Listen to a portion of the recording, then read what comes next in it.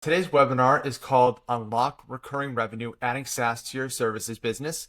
And we're going to be talking about how you can take your business from a professional services model to more of a SaaS model.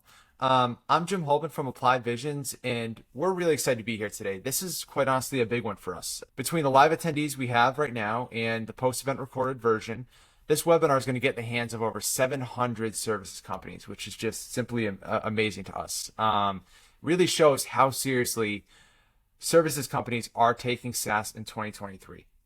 Before we get into this, just a really quick background on AVI so you know who I am and why you'll get value out of this webinar today. So we were founded in 1987 as a custom software development company.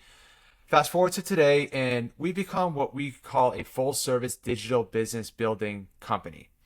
What that means is we offer the strategy, the software development, the marketing, the design, the finance, the security, everything you need to build a digital business, to take your business to the digital age by redefining what you do and how you do it. Over the last year or so, we've really put more of an emphasis on helping companies go from being just simply professional services companies to adding SaaS component to their business. We saw that companies were getting a lot of benefits of the recurring revenue, increasing scalability within the business, having more predictable revenue streams, reaching new target audiences who might not have been a fit for their existing services business, but could get some value out of the knowledge if they turn something into more of a software product. And potentially most importantly is the valuation differential between just being a services company, which has a certain valuation multiple, to becoming a SaaS business, which has a much higher multiple if you ever want to raise money or sell the business. So during this webinar, we're going to cover everything. We're going to go from the basics of what a SaaS business really is, talk about the benefits of transitioning to a SaaS model, lay out the steps for making that transition. We're going to go through a case study of a company that we think does this really well, that we have an existing relationship with. And at the end, time permitting, do a quick Q&A, answer any questions you might have about making that transition yourself. So let's get into it. So let's start with the basics. What is SaaS? SaaS just simply stands for software as a service.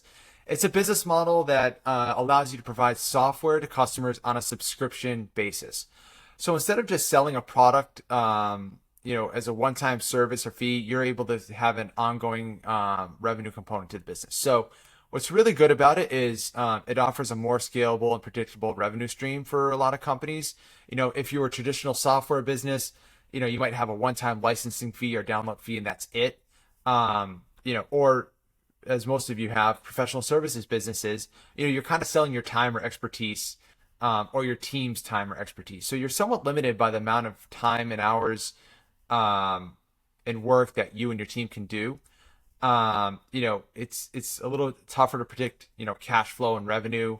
As as well as we do, projects come and go. Clients don't always pay on time.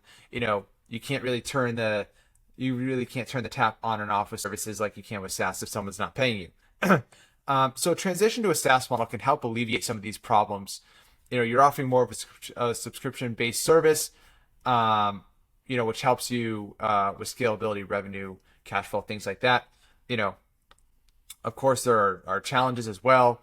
We'll cover some of the things that you need to be aware of going into this, but that's just a quick overview of what a SaaS business is. I want to get into an example and kind of show you what this looks like with a quick case study. So, Superside is a company that turned a traditionally professional services business in the creative industry into a SaaS business, or what they call CAS, creative as a service, but it's essentially the same thing.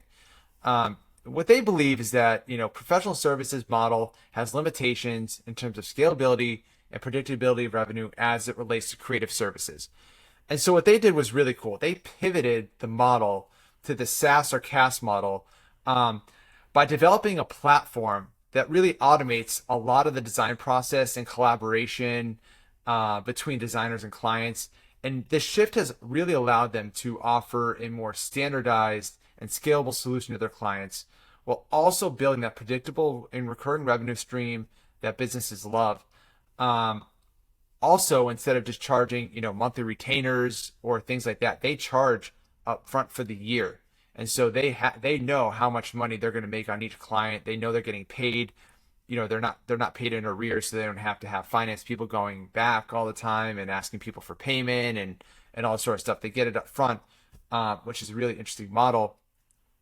And they've seen really, unbelievable growth since their inception. So in 2020, they reported revenue of 25 million, and this is all according to PitchBook, up from 9 million in 2018. So in 2 years, increased the revenue by $16 million. They basically tripled the revenue in 2 years. They've also raised over 32 million in funding from investors and have achieved a valuation of over $100 million. Which is really amazing. And these numbers are just a testament to the success of their business model and their ability to scale and grow as a result of it. So they're a really good, they're a great success story of showing how, thinking outside the box instead of just thinking about traditional SaaS, services. You think of kind of more of a SaaS, or in their case, CaaS business model. And, so their value prop, is a little bit different. So, typical design firm will say, hey, we have great designers, this and that. They're really pitching a better way to get design done through their what's really a portal. It's an interesting way to do it, and we'll walk through the portal here in a second. But right away, if you're comparing them to a traditional creative agency, you're seeing something different here. And so they have what's called a unique positioning wedge here versus a typical creative agency. When you log into your account, once you sign up, you get to what's called their homepage, right? And it's essentially just shows you all of the ongoing projects that you have going on with them. They list all your hours here, so the hours that are in flight, the hours that you've spent, what you have available. If there are any overages they have to charge you for, it's all there. So, there's no longer this murky thing of every week having to send, your clients reports on what you did and all this sort of stuff. It's all right here within the homepage of the portal. You can collaborate with other people on your team right up here. You can create a new project right from here. Everything that you need to do is basically right within this homepage of the portal, which is really, really cool. In platform messaging. So instead of having to go back and forth by email or by text or by phone with your clients, everything's right here. So even if you send an email to your rep from Superside, everything goes back to everything's tied into this portal. So all of your messages and emails and everything can be found right within their portal, which is really neat. Within this, you can also add all your project files and all your attachments and everything like that. It shows you kind of with a particular project, what the status is, what the deadline is, what type of work they're doing for you, who's on the team. It's so, again, everything is really streamlined and collaborative, which is much different than what you see with a typical creative agency. Same with submitting projects. Like if I think about how I work with creative agencies, you send them an email, you tell them what you need to have done. You go back and forth a lot on the scope of work and actually what's required, what you need.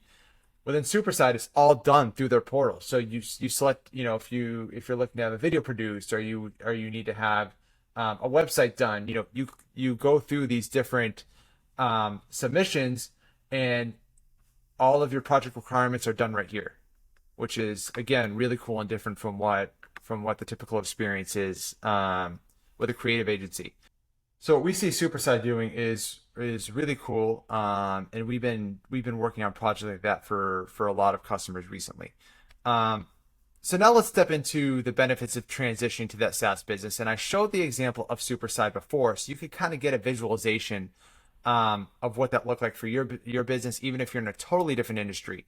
All the benefits are kind of the same. So if you're running a business, there's really nothing more important than having a reliable revenue stream coming in. It's what allows you to make investments for the future, expand your team, plan for your long-term success and your game plan. But if you're relying on one-off products or sales, revenue can be a little bit unpredictable and even unreliable sometimes. And that's where the beauty of a subscription-based business really comes in. You're offering a product or service as a subscription. You can generate recurring revenue that's steady, predictable. Um, you know exactly how much revenue you're bringing each month based on how many customers you have currently versus how many you add, and you can plan accordingly. It really gives you kind of a peace of mind, um, about making better informed decisions, perhaps even what would be considered riskier decisions, because you can really track where your revenue is today and where it'll be based on some pretty simple forecast modeling. And so one of the best things about recurring revenue is that you're not tied down to individual projects, right? It means you don't have to consistently hustle to find new clients or sell new projects to keep your revenue stream flowing. Instead you can focus on providing value to your existing customers on the services side. And if you're adding the SaaS part, you can add new value to your subscribers, and then, continue to add subscribers month over month and build a loyal customer base, right? And that really helps you find a balance between sustainability, and long-term success. Another benefit we see is that recurring revenue can be a bit more stable than just project-based revenue. With projects, you might have periods of months or even years of high revenue, followed by periods of lower revenue, right? It's just kind of how is the ebb and flow of a services business and how it works, and it can sometimes make things difficult to plan for the future.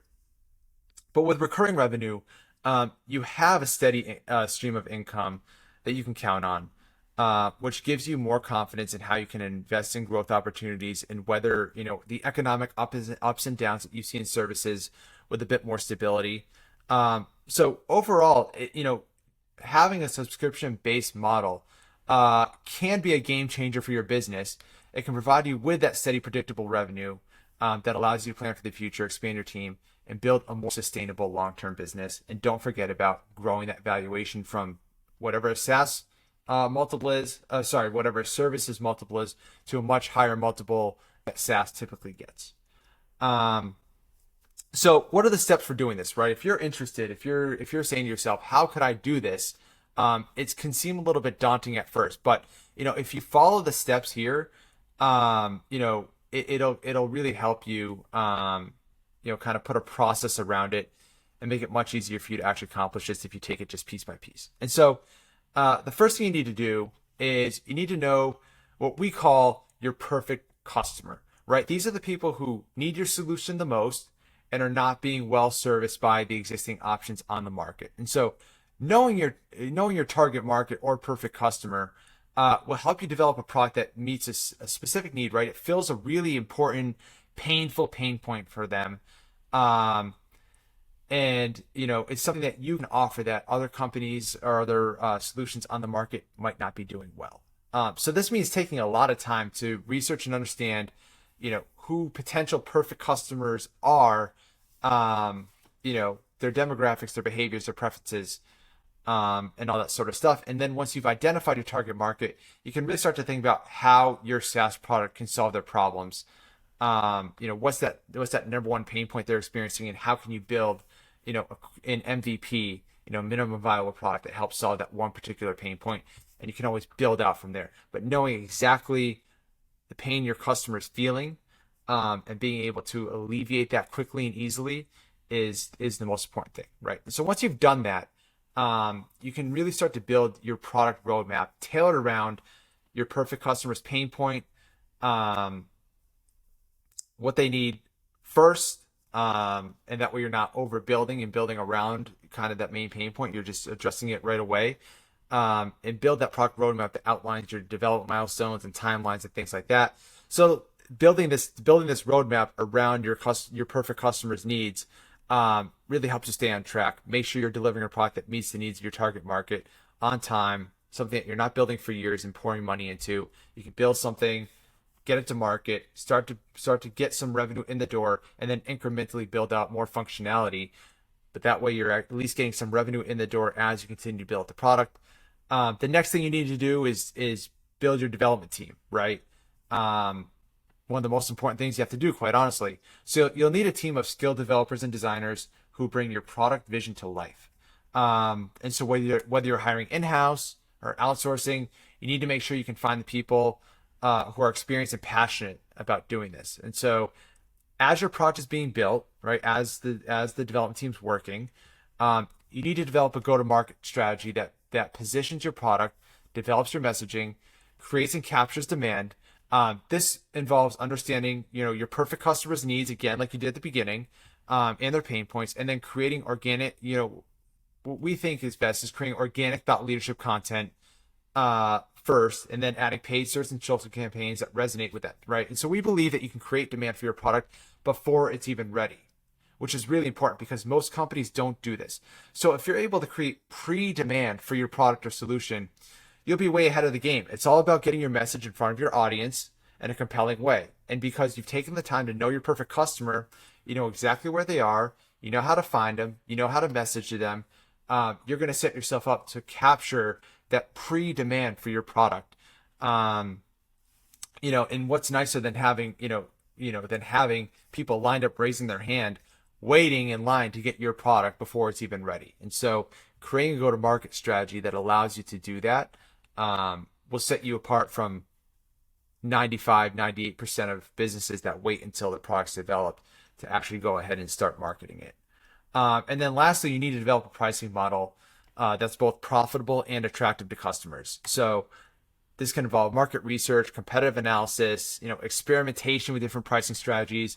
Ultimately, you want to find a pricing model that's sustainable for you and aligns with the value of the product that you provide.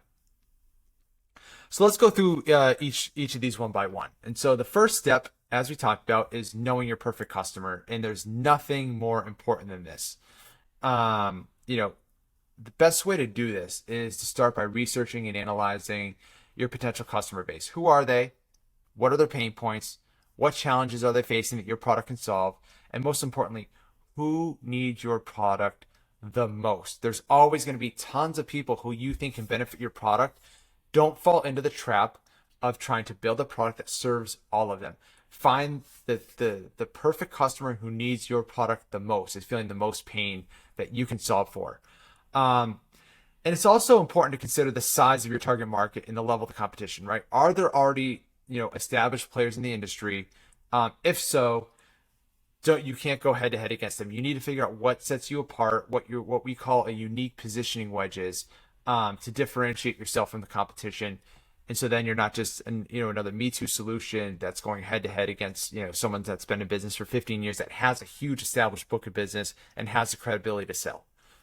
So once you have a good understanding of your target market, you can create what we call a positioning strategy to help you visualize and empathize with your perfect customer. And so this positioning strategy really guides the decision making when it comes to product development, sales, marketing, everything else. Positioning is not messaging. Positioning is more of an overarching business strategy that encompasses parts of messaging, but also a lot of other pieces of your business. And so that's really important to make sure that you get done.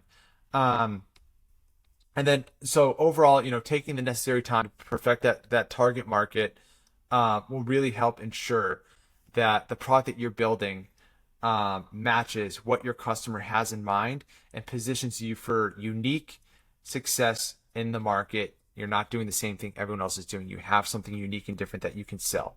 That's the most important thing. That's step one. Once you've done that, once you've identified your perfect customer or target market and their pain points, you're going to need to develop that product roadmap to guide the development process. And so your product roadmap should outline the features and functionality your product will offer and the timeline for each milestone. So it's essential to prioritize the features that are going to have the most significant impact to solve your perfect customer's pain points like we talked about. So this will make sure that your product addresses the specific needs, meets their expectations, and most importantly, you're not wasting money and time overbuilding something at first. Find what's most important, build for that, get it out to the market, start to generate revenue, and have that revenue continue to pay for additional functionalities and features so you're not just digging out of pocket for it constantly. As we mentioned on the previous slide, but it's worth reiterating here, make sure your product roadmap takes into account the level of competition and factor in your unique value, right? And that's why the positioning exercise is so important. You need to know what differentiates yourself from the competition and how you can use that to your advantage in product development. This is what will help you from becoming a commoditized solution. You hear commodity a lot in services. You're seeing it now a lot in SaaS too. There's products that are being built that don't have true unique differentiation, which leads to big problems down the line as you try and build your customer base. And so, with your product roadmap, it's important to communicate the roadmap clearly to your development team and any other stakeholders involved in the project. This makes sure everyone stays aligned and focused on delivering what the product is and how it meets the needs of your target audience. Um, and then you can tailor it. Lastly, just tailor that roadmap for to solve that primary pain point and deliver value, like we talked about. So, developing that product roadmap or tailoring,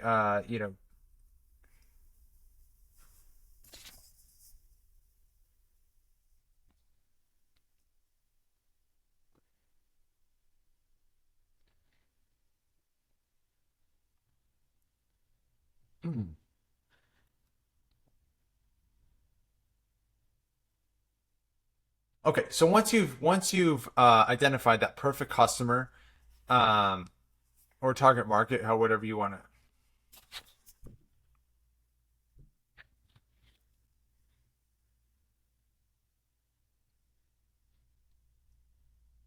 Okay, so once you've identified that perfect customer, and their pain points, you need to develop a product roadmap to guide your development process.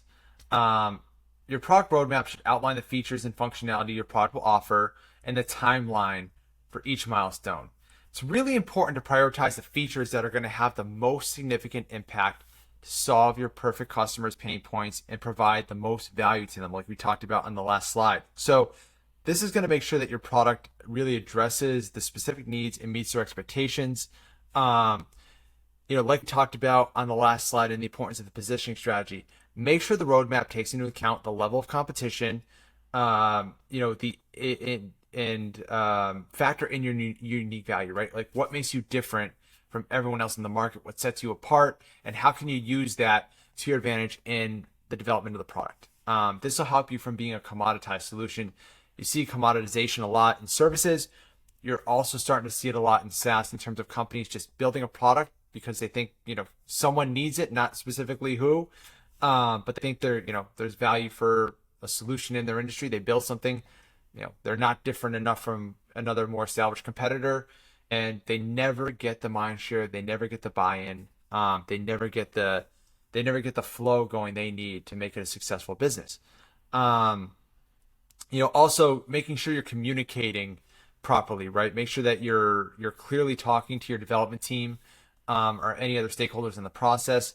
This helps, with alignment and making sure that the team is working together on delivering the product that your perfect customer needs.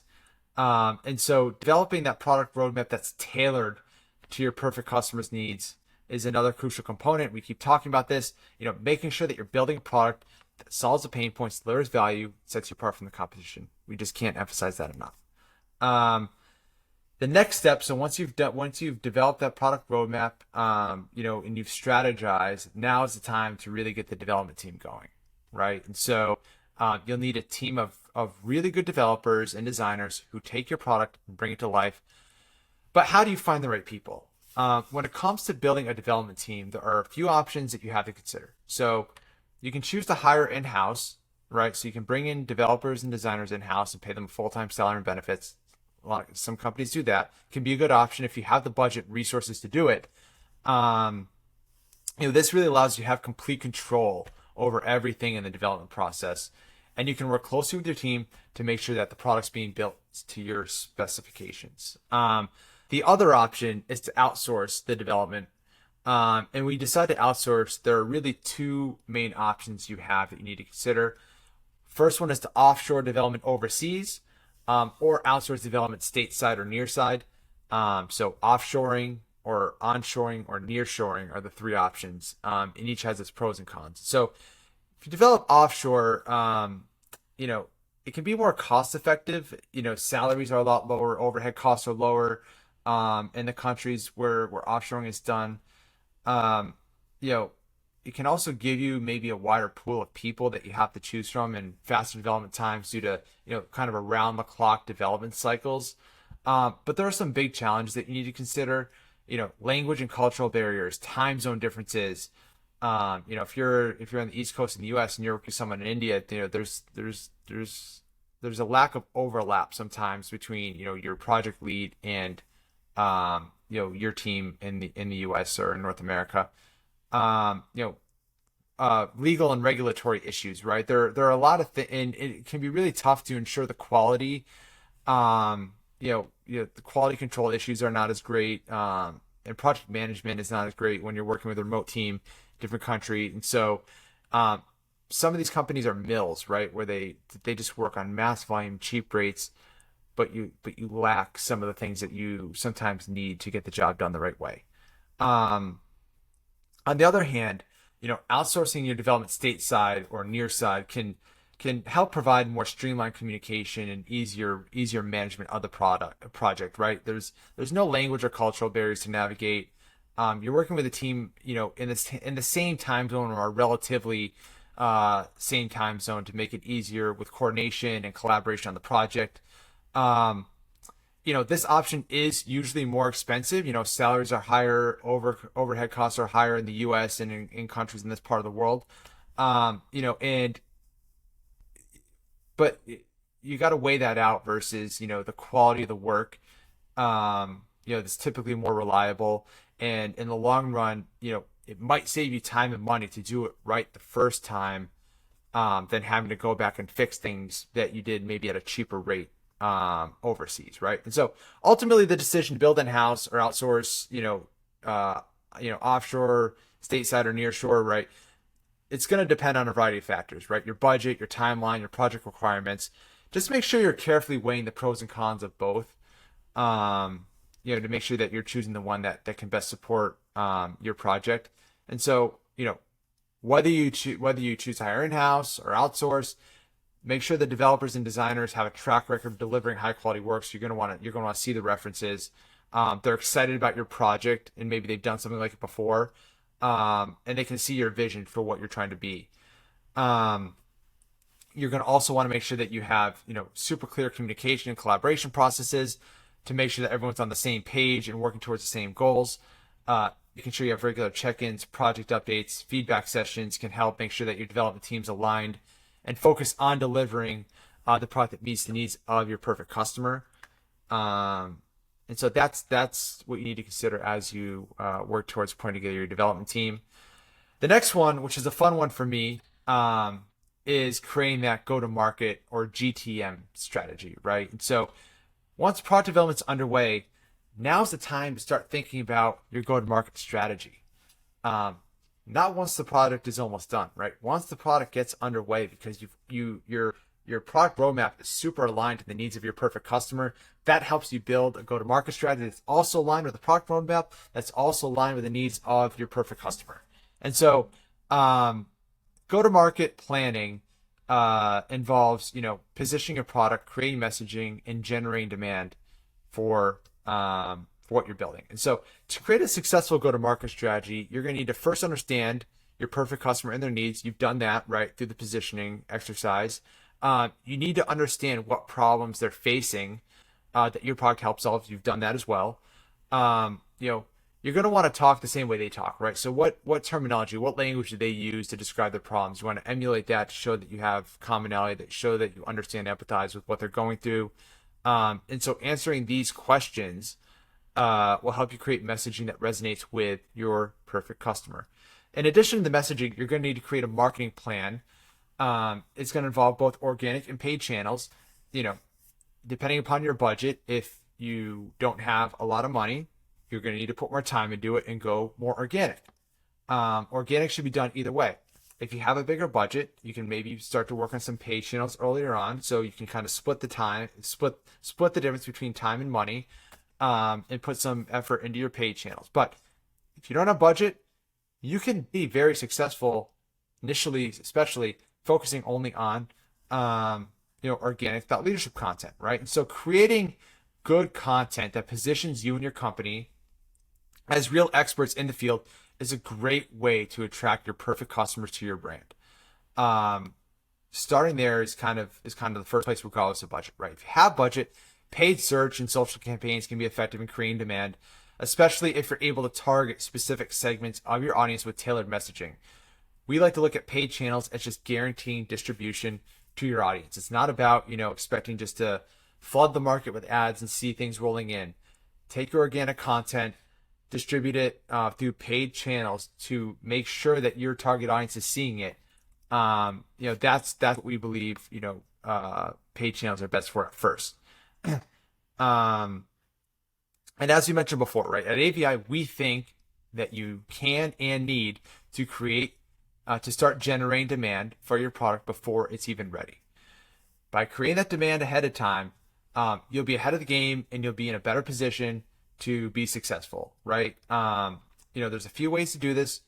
You can start by leveraging your existing network and customer base.